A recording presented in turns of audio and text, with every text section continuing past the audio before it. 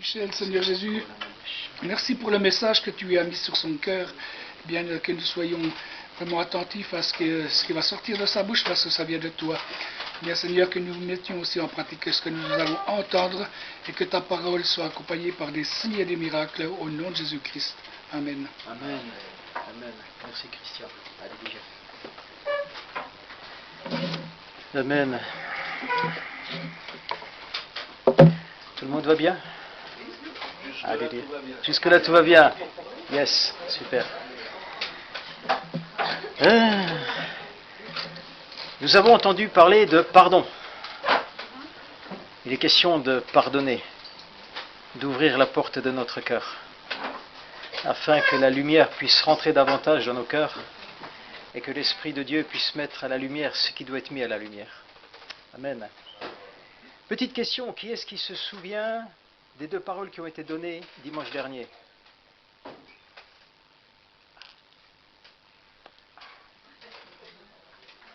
Voyez-vous, une parole, plus une autre parole, peut être une directive de la part du Seigneur. Il est bon toujours de se rappeler la parole qui a été donnée, de ne pas sortir du lieu en oubliant la parole, mais après avoir entendu la parole que l'Esprit a partagée au milieu de nous, de se mettre devant le Seigneur et dire « Seigneur, tu as parlé ce matin ». La semaine dernière, il était question de barque. Ta barque est dans la tempête. Aujourd'hui, il est question du pardon. L'un va avec l'autre. Une fois tu es en haut, une fois tu es en bas. Dimanche dernier, disait la parole. C'est ce que la parole disait. Donc il est bon, Seigneur, est-ce que je suis concerné par cette parole? Est-ce que, Seigneur, tu m'as parlé à moi aussi? Parce que Dieu peut parler à une personne, mais il peut parler à toute l'Église ensemble. Et voyez-vous, il y a aussi une chose qui est importante, c'est que prier, c'est ouvrir ses yeux sur l'invisible. Prier, c'est s'aligner au cœur et aux intentions de Dieu, afin qu'au travers de ta vie, de ma vie et de la vie de l'Église, son souffle se manifeste, son esprit se manifeste. Prier, c'est donner la place suffisante au Saint-Esprit pour qu'il me montre ce qui est invisible et éternel, mais qu'il me montre ce qui est invisible en moi, ce que je ne connais pas, mais que lui connaît. Parce qu'il sonde les cœurs, il sonde les reins. Il met tout à la lumière de la parole, parce que la parole est la vérité. Et au travers de ça, quand le ciel s'ouvre à ta prière et que t'élevant de la terre, tu t'approches de Jésus, tu peux contempler également, non seulement la présence du Seigneur, mais tu peux contempler également le tout accompli, comme il était question avant aussi, du tout accompli. Ah, j'aime pas tellement le terme tout accompli, mais plutôt le terme c'est accompli. Parce que Christ a accompli ce que le Père lui a demandé de faire. À chaque fois que Jésus prenait du temps, à chaque fois qu'il cherchait la face de Dieu, à chaque fois qu'il venait tôt le matin, et quand on regarde dans les évangiles, quand on regarde dans la parole, c'était toujours tôt le matin que Jésus rentrait en communion avec le Père. C'est là qu'il venait chercher les directives, c'est là qu'il venait puiser. Et il ne faisait rien sans la volonté du Père. Il ne pouvait rien faire sans que le Père lui ait donné, puisque le Père était manifesté au travers de lui. Donc c'est vrai que prier, c'est ouvrir les écluses des cieux. Et prier, c'est important. Prier dans l'unité de l'esprit. Mercredi soir, nous avons prié pour un réveil. Mais nous n'avons pas prié pour un réveil mondial, nous n'avons pas prié pour un réveil national, parce que je ne crois pas en ça. Mais je crois personnellement en un réveil personnel, en un réveil du corps de Christ, par la puissance du Saint-Esprit, au milieu de nous. Voilà en quoi je crois. C'est en ça que je crois, parce qu'il n'y a pas de réveil ailleurs, s'il n'y a pas un réveil qui vient au cœur de l'Église, s'il n'y a pas un réveil qui vient au cœur de nos vies. Alors quand le ciel s'ouvre à ta prière et que tu es le vent de la terre, tu t'approches de Jésus, tu peux contempler sa gloire. Je vais vous partager un témoignage que j'ai vécu. C'était le 11 février. Merci Seigneur. Et ce mercredi, ce jour du 11 février, ce mardi du 11 février, dans la nuit du mardi au mercredi, le Seigneur m'a réveillé pendant la nuit et je me suis mis à prier, mais je n'ai pas prié, j'ai prié en langue. J'ai uniquement prié en langue. J'ai vécu, chaque fois que je me lève, quand je me mets en prière, je vis des choses merveilleuses. Je pense que chacun d'entre nous les vit aussi. Et dans le parler en langue, je vivais encore plus de choses avant. Et j'avais dit, Seigneur, mais j'ai soif. J'ai été rappelé au travers de ça par une parole qui avait été donnée. Et j'ai dit, mais Seigneur, j'ai soif de ça. J'ai vraiment soif, Seigneur, de revivre cette communion, de revivre cette relation avec toi dans ta présence, par ton esprit. Et on peut être tous, moi-même aussi, une fois en haut, une fois en bas, une fois en haut, une fois en bas. Le yo-yo n'est jamais bon, hein, parce qu'au bout d'un moment donné, il s'arrête. Et il vaut mieux être en haut plutôt que d'être en bas. Et j'ai dit, Seigneur, je veux vivre ça. Et dans ce temps où j'ai été réveillé, j'ai prié pendant plus de 2 heures en langue. Pendant plus de 2 heures, j'ai prié en langue. Et la présence de Dieu était là. C'était quelque chose de merveilleux, c'était quelque chose de magnifique. C'était quelque chose d'inespéré. Et dans cette présence du Seigneur, le Seigneur m'a donné une vision. Je crois qu'on est tous concernés par cette vision. Que ce soit l'Église, le corps de Christ, que ce soit chacun d'entre nous, on est concerné par ça. Et quand j'ai vu cette vision, mes yeux étaient ouverts. Et je voyais le lieu dans lequel je me trouvais. C'était un lieu qui n'était pas dans la pénombre. Mais le lieu était éclairé. Il y avait de la lumière dans ce lieu. Mais la lumière n'était pas une lumière d'une forte intensité. La lumière, certes, était là, mais c'était une lumière ordinaire qui était présente. On se voyait les uns les autres, il n'y avait pas de souci pour ça. Tout le monde pouvait se voir. Il y avait effectivement de la lumière. La porte s'est ouverte de l'extérieur du lieu. La lumière qui était à l'extérieur était d'une très vive intensité. Était extrêmement puissante comme lumière. Il n'avait rien à voir avec la lumière de l'intérieur. En m'approchant de cette porte et en voyant cette lumière et en levant les yeux vers le ciel, j'ai vu comme une fenêtre qui s'ouvrait dans le ciel, avec une présence du Seigneur qui descendait. Alors c'est vrai que j'ai tout de suite pensé à l'église de Laodicée. J'ai pensé à plein de choses qui me sont venues. J'ai pensé à cette fenêtre ouverte dans le ciel, à Jésus qui disait à Jean, viens, monte. J'ai pensé à ça, j'ai pensé à tout un tas de choses, mais je crois qu'il y a plus encore de cela. Le ciel s'ouvre quand Dieu donne de ses biens aux êtres humains, mais aussi lorsqu'il vient lui-même et qu'il leur parle.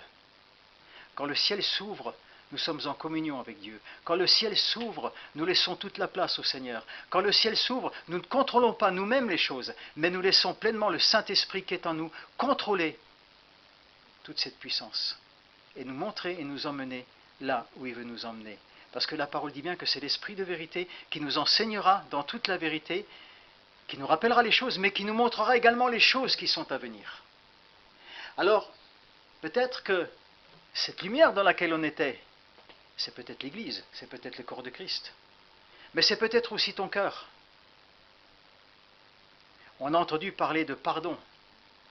La semaine dernière, tu étais dans une barque, cette barque elle était mouvementée, tu es une fois en haut, tu es une fois en bas, tu as des luttes, tu as des combats. Il est parlé de pardonner. Et quand on pardonne, non seulement on libère la personne qui nous a fait du mal, mais on se libère nous aussi de tout ça. Et je crois que c'est important. C'est important de demander au Seigneur, Seigneur, qu'est-ce que tu veux me montrer? Seigneur, qu'est-ce que tu veux me dire par cette lumière? Seigneur, qu'est-ce que tu veux m'apporter? Seigneur, par cette fenêtre ouverte dans le ciel, où est-ce que j'en suis avec toi? Et qu'est-ce que tu veux me donner? Alors c'est vrai, Dieu parle aussi, et on peut le voir dans un passage de la parole, dans Genèse 28. Alors j'ai pris quelques passages. Genèse 28.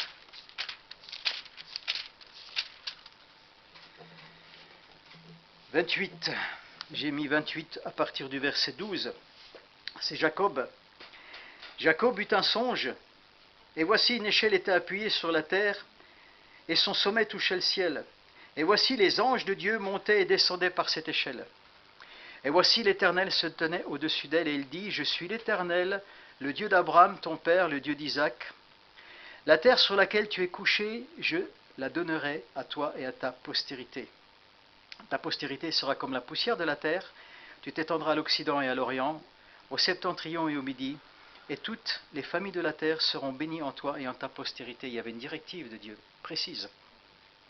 Voici, je suis avec toi, je te garderai toujours partout où tu iras, je te ramènerai dans ce pays, car je n'abandonnerai point que j'ai exécuté ce que j'ai dit. Jacob s'éveilla de son sommeil et dit, certainement l'Éternel est en ce lieu, et moi je ne le savais pas. Il eut peur et dit que ce lieu est redoutable, c'est ici la maison de Dieu, c'est ici la porte des cieux. Amen. C'est ici la porte des cieux. Dans l'évangile de Jean reprend cette image. On va prendre Jean 1, 51.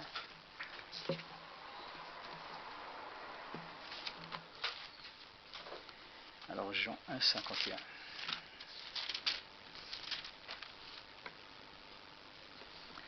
Jean 1, 51. On peut prendre déjà à partir du verset 50, c'est Jésus qui répond à Philippe. Parce que je t'ai dit que je t'ai vu sous le figuier, tu crois, tu verras de plus grandes choses que celles-ci. Et il lui dit, en vérité, vous verrez désormais le ciel ouvert et les anges de Dieu monter et descendre sur le Fils de l'homme. Jésus est la porte du ciel. Alléluia. C'est le même passage, à peu près. Alléluia. Dans le livre des Actes, acte 10,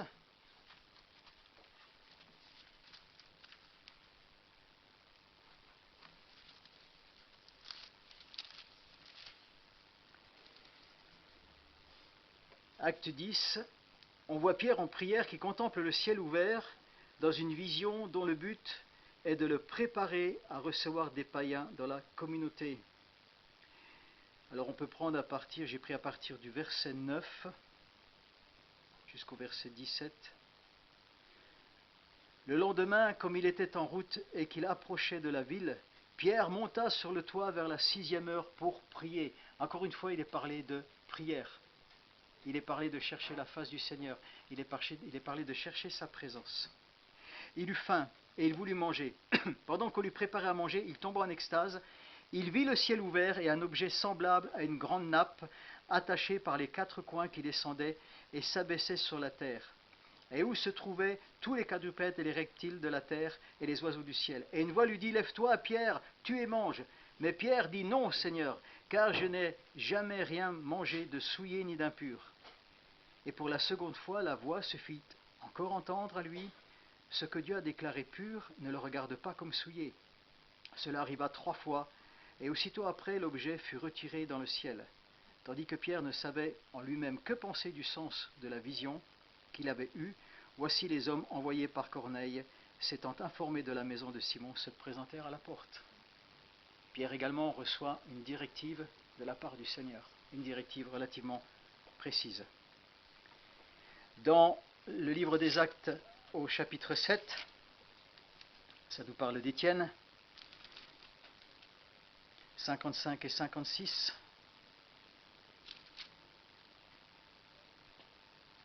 Étienne, qui était rempli du Saint-Esprit et fixant les regards vers le ciel, vit la gloire de Dieu et Jésus debout à la droite de Dieu. Et il dit, voici, je vois les cieux ouverts et le Fils de l'homme debout à la droite de Dieu. Ils poussèrent alors de grands cris en se bouchant les oreilles et se précipitèrent tous ensemble vers lui, le traînèrent hors de la ville et ils le lapidèrent. Ils n'ont pas pu supporter la vision que donc Étienne avait eue et n'ont pas pu supporter ce que Étienne leur a transmis. Alléluia. Dans Matthieu, au chapitre 3,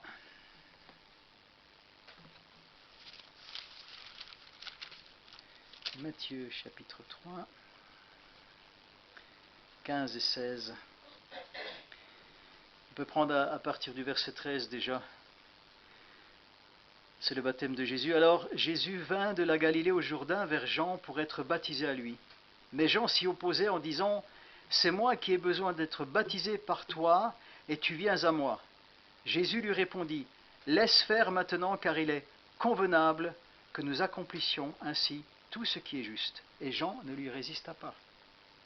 Dès que Jésus était baptisé, il sortit de l'eau, et voici les cieux s'ouvrirent. Et il vit l'Esprit de Dieu descendre comme une colombe et venir sur lui. Et voici une voix se fit entendre, des cieux ces paroles, celui-ci est mon Fils bien-aimé en qui j'ai mis toute mon affection. Là aussi, les cieux se sont ouverts. Alléluia. La présence du Saint-Esprit, la puissance du Saint-Esprit est descendue.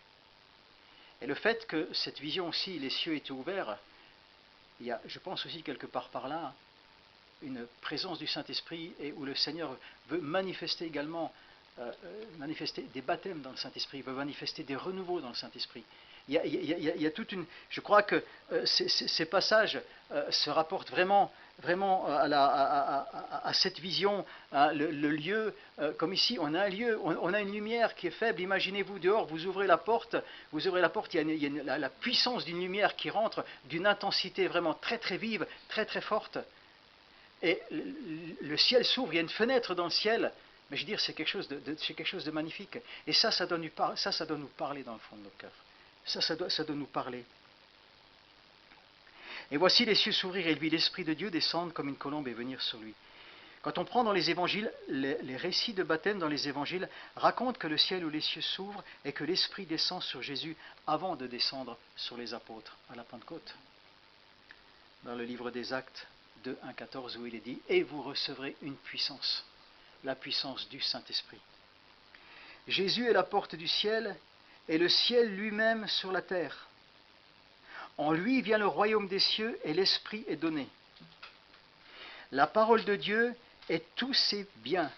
Le Fils et l'Esprit sont ouverts aux hommes. Dire que le ciel s'ouvre, c'est annoncer le bonheur. Toute la mission de Jésus est dans ces quelques mots. Toute la mission de Jésus est dans ces quelques mots. Moi, je crois personnellement que le Seigneur veut nous donner plus. Plus, beaucoup plus. Parce qu'il n'est pas limité. Mais je crois que nous le limitons. Nous pouvons le limiter personnellement. Chacun, nous pouvons limiter le Seigneur. Nous pouvons le limiter. Jésus est au ciel. Et c'est par le Saint-Esprit que Jésus est vivant et ressuscité. Et nous avons l'Esprit de la résurrection en nous. Celui qui a ressuscité Christ d'entre les morts, il est en nous. Il vit en nous. Nous ne devons jamais oublier ça. Il y a un passage qui dit dans Ésaïe 48, 17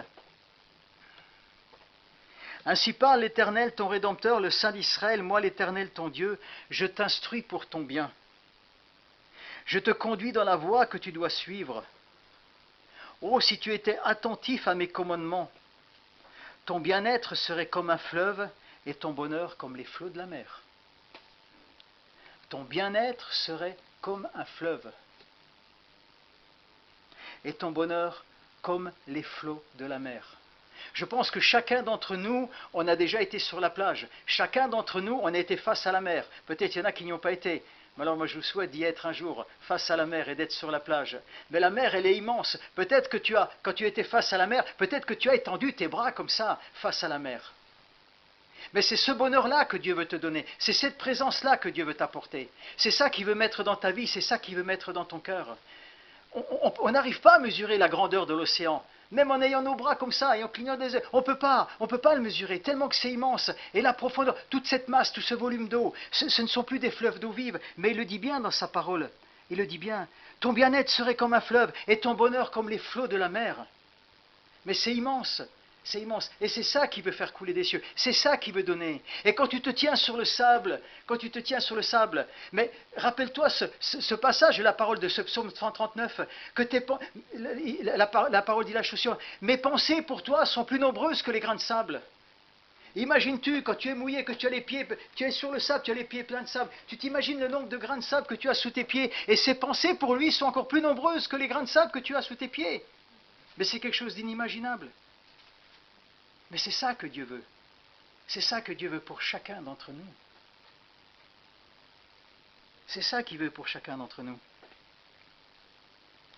Jésus est au ciel, mais c'est par le Saint-Esprit que Jésus est vivant et ressuscité. Lorsque Jésus devient vivant dans notre vie, il se passe quelque chose d'extraordinaire. Amen. Hein, j'attendais un amen plus explosif, là, plus puissant, parce que dis donc, ouais. Je m'attendais vraiment à quelque chose de très fort, là. Hein. Le ciel est ouvert. Quand Christ vient en toi, mais le ciel, il est ouvert. Amen. Il est ouvert, il n'y a rien à faire. Le ciel est ouvert.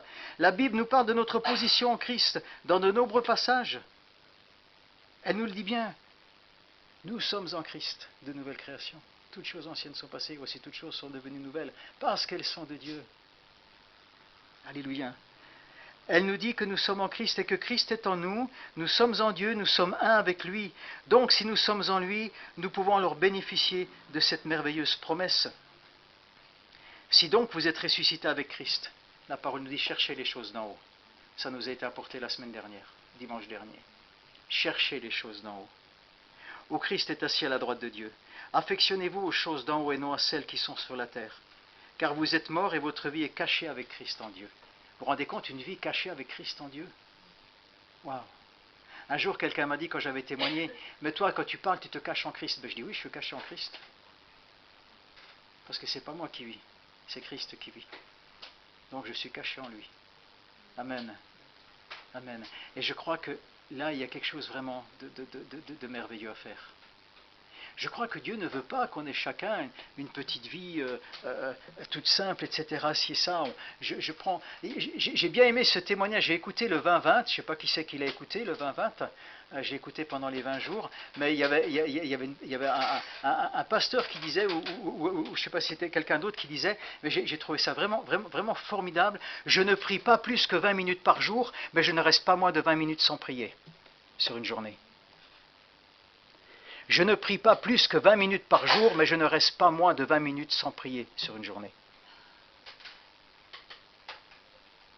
Ça veut dire qu'il prie tout le temps, en toutes circonstances. Tout ce qu'il fait, il rend gloire à Dieu.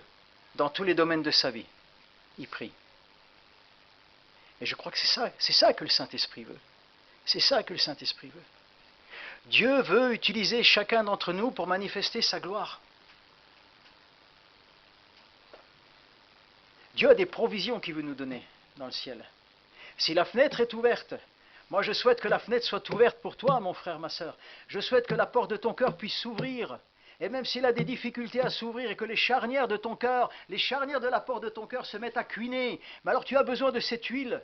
Et c'est pour ça que le ciel est ouvert. Tu as besoin de cette huile pour que cette huile, elle vienne sur les charnières de ton cœur, pour que la porte du cœur s'ouvre et que tout ce qui est dans le cœur puisse être libéré, que ce soit un pardon total qui soit proclamé et prononcé, sans plus jamais revenir dessus.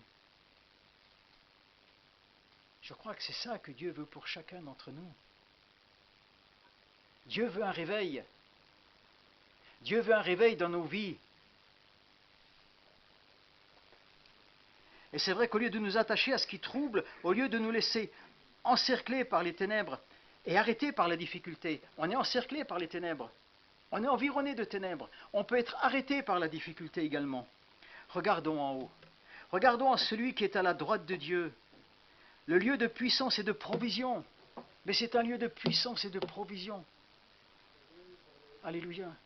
Moi, je veux voir les malades guéris au nom de Jésus. Je veux voir, le fait de dire « je veux », ce n'est pas de l'orgueil. Ce n'est pas de l'orgueil. C'est ce que dit la parole. Je veux vivre les choses de la parole. Yannick, c'est pareil, toi aussi tu veux les vivre. Christian aussi, nous voulons tous les vivre. Je veux vivre ça, je veux voir les aveugles qui voient. Je veux voir les paralytiques qui se lèvent. Moi, je veux voir quelqu'un qui rentre, qui franchit la porte, qui est touché par la puissance du Saint-Esprit. C'est ça que je veux voir. Quand les cieux sont ouverts, c'est ça. C'est ça qui est manifesté. C'est ça que nous devons aspirer à ces choses. À regarder en haut à celui qui est assis à la droite de Dieu, le lieu de puissance et de provision. Dieu peut ouvrir des fenêtres dans le ciel qui te paraît d'airain, même si ton ciel te paraît d'airain. Dieu peut ouvrir une fenêtre dans le ciel qui te paraît d'airain. Parce qu'un ciel d'airain pour Dieu, c'est rien. Dieu peut l'ouvrir. Il y a ce passage de l'Apocalypse 3:20 qui dit « Voici, je me tiens à la porte et je frappe. Si quelqu'un entend ma voix et ouvre la porte, j'entrerai chez lui, je souperai avec lui, et lui avec moi. » Alors Jésus parle à l'église de Laodicée. Mais dans cette vision, tout est concerné. Le peuple de Dieu est concerné. Chaque pierre vivante est concernée par ça. Et Jésus, ce matin, frappe à la porte du cœur. Il était question de pardon avant, il était question de toutes ces choses. Il doit y avoir un pardon qui doit être efficace. Le Seigneur ouvrira pour toi le réservoir merveilleux de son ciel pour faire tomber en son temps la pluie sur ton pays. Deutéronome 28, 12. Il est là, Deutéronome 28, 12. C'est toutes les bénédictions.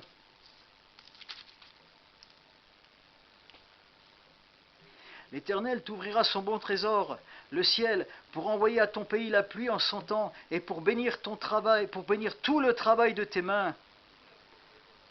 C'est la bénédiction que Dieu fait couler. Tu seras béni dans la ville et tu seras béni dans les champs. Le fruit de tes entrailles, le fruit de ton sol, le fruit de tes troupeaux. Ta corbeille et ta huche seront bénies. Tout ça, c'est tout.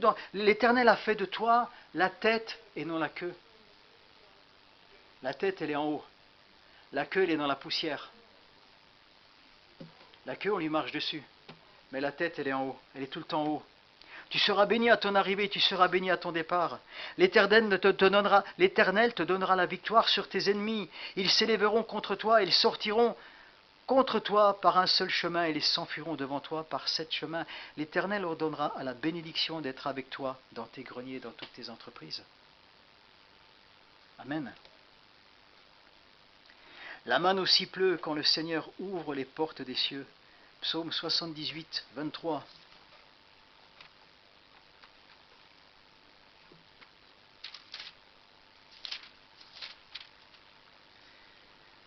« 78, 23. Il commanda aux nuages d'en haut et il ouvrit les portes des cieux. Il fit pleuvoir sur eux la manne pour nourriture et il leur donna le blé du ciel. » Dieu a nourri son peuple dans le désert. Il a ouvert les cieux, il leur a fait tomber la manne. Et moi je crois que Dieu peut également te donner la provision. Dieu peut changer toutes les choses. Dieu peut te donner toutes les choses. Il y a ce passage également dans l'Apocalypse 19, 11. Puis je vis le ciel ouvert et voici parut un cheval blanc. Celui qui le montait s'appelle fidèle et véritable. Il juge et combat avec justice. C'est lui qui aplanit ton chemin. C'est lui qui combat contre les ronces et les épines. C'est lui qui marche devant toi. C'est lui qui est avec toi. Alléluia. J'ai beaucoup aussi aimé ce que aussi quelqu'un disait quand tu te couches. Si Jésus vit en toi, si l'Esprit de Dieu vit en toi, quand tu t'endors avec lui, quand tu te réveilles avec lui. Donc le diable, il a toujours un temps de retard sur toi. Sauf si tu lui laisses l'ouverture. Il va te devancer et il va prendre la place. Moi je crois qu'il y a vraiment quelque chose il y a une importance capitale dans ces choses. Alors souvent nous entendons les paroles, nous entendons les paroles qui sont données, mais il est bon à chaque fois qu'une parole a été donnée, il a été parlé de pardon, on se met devant le Seigneur, Seigneur, tu as parlé de pardon. Est-ce que j'ai des choses cachées, Saint-Esprit, dans mon cœur? Viens sonder mon cœur. Moi, je veux que la porte de mon cœur s'ouvre, Seigneur. Je veux que les écluses des cieux rentrent dans mon cœur, Seigneur. Je veux pas repartir de ce lieu. Je veux pas rentrer chez moi, Seigneur, sans m'être mis devant toi, sans, Seigneur, t'avoir demandé, Saint-Esprit, tu as parlé de pardon. Si je suis concerné par une chose, si je suis concerné pour un pardon, et si, Seigneur, je veux pas repartir comme ça. Je ne veux pas passer ma semaine, Seigneur, sans avoir cherché ta face, sans être venu devant toi. Je ne veux pas ces choses. Je ne veux pas. Pour moi, il y a eu un passage très difficile il y a une quinzaine de jours à peu près, où je recevais un SMS d'un pasteur et il me disait « Bonjour Michel, tu vas bien ?» Quand je reçois ce genre de truc, je dis, oula, Seigneur, ou il va me faire un coucou, ou toi tu vas me parler, tu vas m'annoncer un truc là. Et il me disait, voilà, il me dit, écoute, est-ce qu'il t'est arrivé d'avoir subi l'humiliation? Pas de t'être humilié. Humilié, c'est une disposition de cœur devant Dieu. Mais avoir subi l'humiliation, c'est l'humiliation d'une personne, c'est l'humiliation de quelqu'un, etc. Tout ça. D'avoir été traîné par terre devant tout le monde. Bon, bref. Et je dis oh, c'est bizarre, tiens, qui me parle de ce truc-là. Est-ce que tu as subi la violence verbale? Est-ce que au travers d'une situation, au travers d'un message, est-ce que tu as subi vraiment une rébellion, et voire peut-être même physique? Et j'ai dit oui, physique, j'ai subi. Et je me suis dit, ouais, je dis Seigneur, tu es en train de mettre le doigt sur quelque chose là. Tu es en train de mettre le doigt sur un truc. Et je me suis mis dans le Seigneur. J'ai dit Seigneur, montre-moi, Saint-Esprit, montre-moi. Ça, je ne veux pas garder. Ça, je refuse de garder. Je refuse de garder ces choses. Et c'est vrai qu'on doit, systématiquement, quand il y a une parole qui vient, systématiquement, on doit se mettre devant le Seigneur. Seigneur, tu m'as parlé, tu as dit ceci, tu as dit cela. Et si j'étais concerné par ta parole? Si j'étais concerné par cela? Si j'étais concerné? Alléluia. La fenêtre, elle est ouverte. Les provisions sont ouvertes. Et je crois que le corps de Christ, chacun d'entre nous, on a besoin de voir la gloire de Dieu.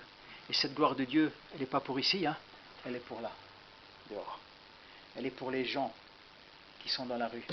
Elle est pour tous ceux qui sont du dehors. Elle est pour cette personne qui est rentrée mercredi soir avec des piercings partout, maigre comme un haricot. Mais elle est pour elle, la parole de Dieu. Elle est pour elle est pour cette personne-là qui venait chercher un briquet pour aller fumer. Qu'importe ce qu'elle a fumé, qu'importe ce qu'elle allait fumer, ça ne nous regarde pas. Mais elle est pour elle, cette parole. Et c'est cette puissance-là. C'est ça que nous devons refléter. Nous devons briller, nous devons être des lumières. Nous devons sortir de notre quotidien. Nous devons sortir de toutes ces choses. Nous devons sortir de notre confort pour aller dans l'inconfort et être conduits par le Saint-Esprit dans cet inconfort. C'est ça qu'il faut. Soit on se réveille nous-mêmes avec la présence du Saint-Esprit, ou soit le Seigneur va nous secouer. Mais moi je préfère, personnellement, je pense que vous êtes d'accord avec moi, je préfère obéir et Seigneur dire je vais me réveiller. Hein, plutôt que d'être secoué, parce que je n'ai pas envie d'être trop secoué. Hein, parce qu'on ne sait pas comment il va nous secouer. Alléluia, voilà ce que je voulais vous partager. Retenez bien cette vision. Le lieu était éclairé, on se voyait, mais il n'y avait pas d'intensité dans la lumière, il n'y avait pas de force. C'était une lumière, sans force, sans intensité. Quand la porte s'est ouverte, il y a une puissance de lumière qui était là, à l'extérieur. Très forte puissance. Et en levant les yeux, une fenêtre dans le ciel était ouverte. Alléluia. Amen. Père, nous te bénissons et nous te remercions pour tes bienfaits. Merci. Ta présence au milieu de nous, et merci Seigneur parce que moi je crois dans mon cœur Seigneur que tu as une fenêtre ouverte dans le ciel pour chacun d'entre nous. Moi je le crois Seigneur et Saint-Esprit, je te prie vraiment que tu sondes les cœurs. Je te prie Saint-Esprit que je te le demande ce matin que tu ne laisses personne en paix Seigneur. Je te le demande. Je te demande, Seigneur, cette fenêtre qui est ouverte, Seigneur, c'est une manne que tu veux donner, Seigneur, c'est ta présence, Seigneur, c'est des provisions divines que tu veux donner à l'Église, Seigneur, tu veux encore équiper, Seigneur, ton Église, tu veux équiper le corps de Christ, tu veux équiper chacun d'entre nous, Seigneur, pour les choses qui sont à venir, mais là également, tu nous rappelles au travers de cela, parce que tu es venu frapper à la porte de Laodicée, Seigneur. Et Seigneur, nous te prions vraiment, Seigneur, que, Seigneur, tu éclaires chacun et chacune.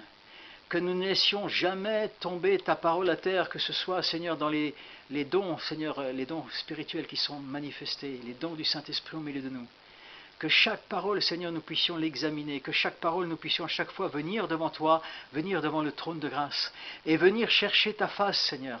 Vraiment, Seigneur, donne à chacun et à chacune, Seigneur. Je sais qu'il y a des plannings, je sais qu'il y en a qui travaillent, Seigneur. Je sais qu'il y en a qui ont des occupations, qui sont obligés de passer par certaines de ces occupations, Seigneur. Je le sais. Mais je sais une chose, Seigneur. Si chacun, Seigneur, vient devant toi et te demande, Seigneur, de planifier la journée afin qu'on puisse avoir du temps pour te prier, te louer et t'adorer, Seigneur, toi, tu vas le faire, Seigneur. Comme le disait, Seigneur, ce serviteur, je ne passe pas plus de 20 minutes dans la prière, mais, Seigneur, je ne passe pas moins de 20 minutes, Seigneur, à ne pas prier dans une journée. Je crois, Seigneur, que tu peux faire ces choses. Je crois que tu peux le faire dans la vie de chacun d'entre nous, dans nos cœurs.